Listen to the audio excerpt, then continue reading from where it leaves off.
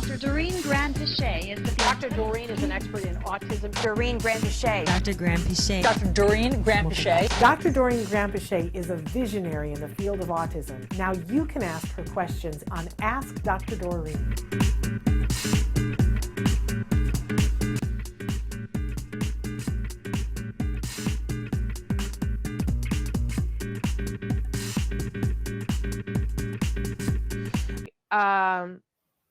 So I want to go to a question that was written in the night first. My daughter wants to grab anything she can in the household and puts all of it in her mouth. What can I do? I don't want to make light of this, but you know, I last night I wanted to put everything in the house in my mouth too. So I realize it's a different thing, and I don't want to make light of it because it's a very serious thing.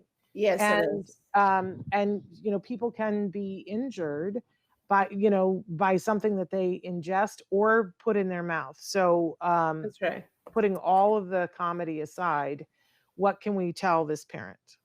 Yeah, so, and unfortunately, that's a question from last night, so the parent might not be on the show right now with us, but I guess I would want to know if the child is actually ingesting, swallowing the things that he or she puts in her mouth, or if she's just putting them in there, kind of moving them around a little bit, chewing them, and then spitting them out. There is a difference.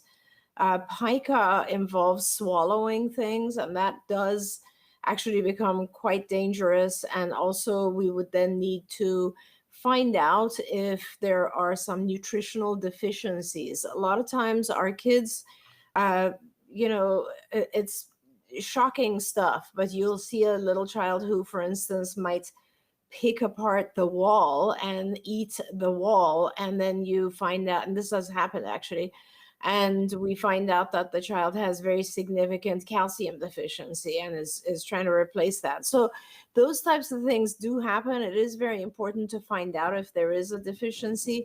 In terms of putting stuff in the mouth and chewing, that happens a lot with kids who have apraxia. In Europe, it's called dyspraxia, but it's basically the same thing.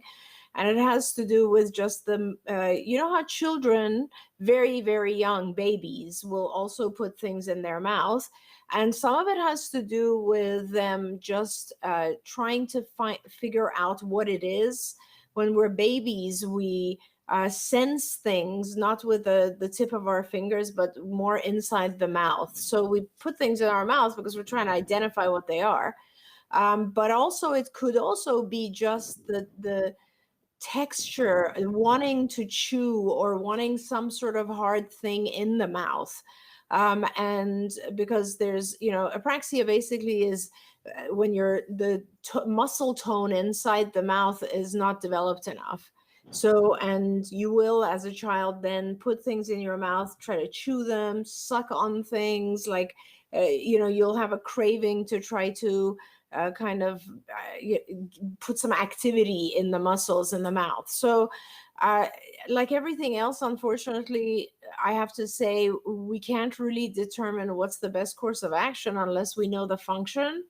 So, which one is it? Is your child nutritionally deficient? Is it just that they're trying to put things in their mouth because they like the sensation? Are they, we kind of need to know a little bit more there.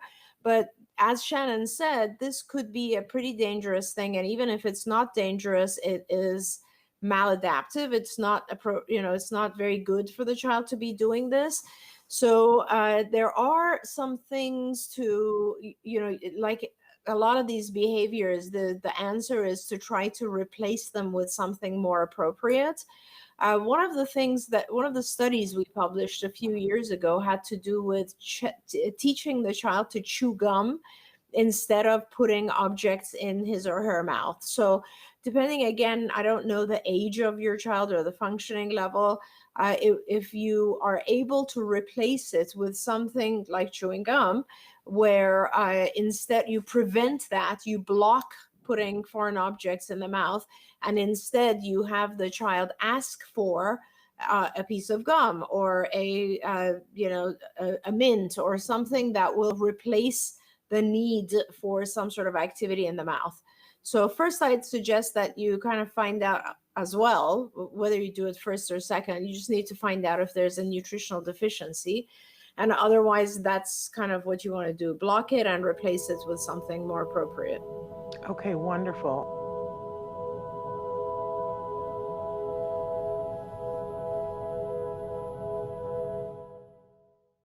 Hey, thanks for watching Autism Live. To subscribe, click here. And if you'd like to check out some more of our videos, click here.